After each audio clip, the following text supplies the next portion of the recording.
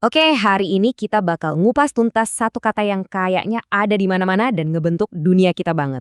Globalisasi. Kita mulai dari pertanyaan simpel dulu deh. Seberapa nyambung sih kehidupan sehari-hari Anda sama seluruh planet ini? Coba deh, bayangin kopi yang Anda minum tiap pagi, Terus, smartphone yang sekarang mungkin lagi Anda pegang, atau bahkan musik yang lagi Anda dengerin. Sadar atau enggak, semua itu adalah produk dari sebuah jaringan global yang super luas. jadi apa sih sebenarnya globalisasi itu?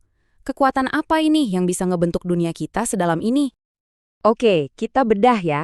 Intinya gini, globalisasi itu proses di mana seluruh dunia jadi makin terintegrasi. Nah, pendorongnya itu ya pertukaran hampir semuanya, mulai dari produk, ide, sampai budaya. Semua saling melintasi batas negara. Sosiolog Anthony Giddens menjelaskannya dengan keren. Menurut dia, globalisasi itu semacam intensifikasi hubungan sosial sedunia. Artinya, apa yang terjadi di tempat yang jauh banget bisa nentuin nasib kita di sini. Dan sebaliknya. Jadi lokal dan global itu udah kayak dua sisi mata uang yang sama, nggak bisa dipisahin. Nah, kalau menurut IMF, ada 4 pilar utama globalisasi. Ada aliran perdagangan dan transaksi, terus pergerakan modal dan investasi, lalu migrasi atau perpindahan orang, dan yang terakhir, penyebaran ilmu pengetahuan. Tapi, jangan salah ya, ini tuh bukan hal baru.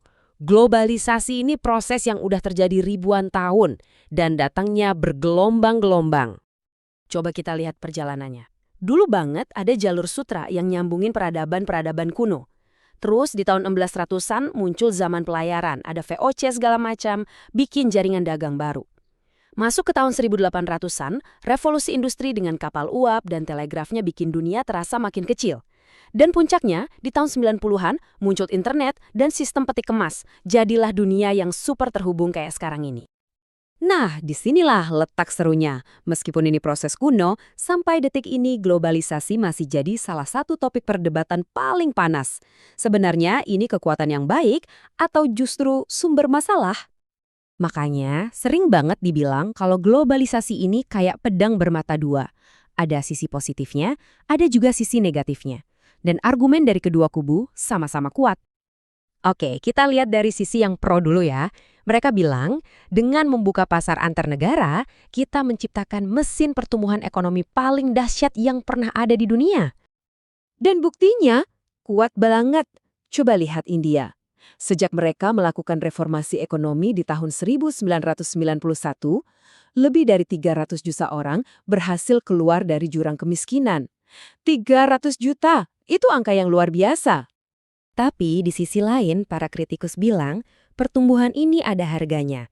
Harganya mahal banget. Kenapa? Karena ini menciptakan kesenjangan yang makin lebar antara si kaya dan si miskin. Ini nih paradoksnya. Di saat kekayaan global meroket, ada perkiraan paling nggak 21 triliun dolar AS disembunyikan sama perusahaan dan orang-orang super kaya di surga pajak. Bayangin, uang sebanyak itu harusnya bisa buat bangun sekolah, rumah sakit, dan layanan publik lainnya. Selain soal kesenjangan, kritik utamanya juga soal a race to the bottom. Maksudnya, perusahaan jadi berlomba-lomba cari negara yang upah buruhnya paling murah dan aturan lingkungannya paling longgar. Belum lagi soal budaya, banyak yang khawatir budaya lokal yang unik bakal kegerus sama dominasi budaya barat. Oke, jadi dengan semua pro dan kontra ini, kita mau kemana? Gimana nasib masa depan kita yang udah saling terhubung ini? Satu hal yang pasti, globalisasi itu bukan cerita hitam putih, bukan sekadar baik atau buruk. Ini udah jadi kayak jaring laba-laba raksasa yang super kompleks yang ngehubungin kita semua. Jaring ini bawa banyak manfaat, tapi juga banyak beban. Nah, tantangan terbesar kita di abad ke-21 ini ya gimana caranya kita mengelola jaring ini. Gimana caranya biar manfaatnya bisa dirasain semua orang dan dampak buruknya bisa kita tekan seminimal mungkin. Harus adil, harus berkelanjutan, dan harus bermanfaat buat semua. Dan ini mungkin pertanyaan penutup yang bisa kita renungkan sama-sama. Dunia kita sekarang emang jauh lebih terhubung daripada kapanpun dalam sejarah. Tapi, apakah keterhubungan itu otomatis bikin kita jadi lebih bersatu?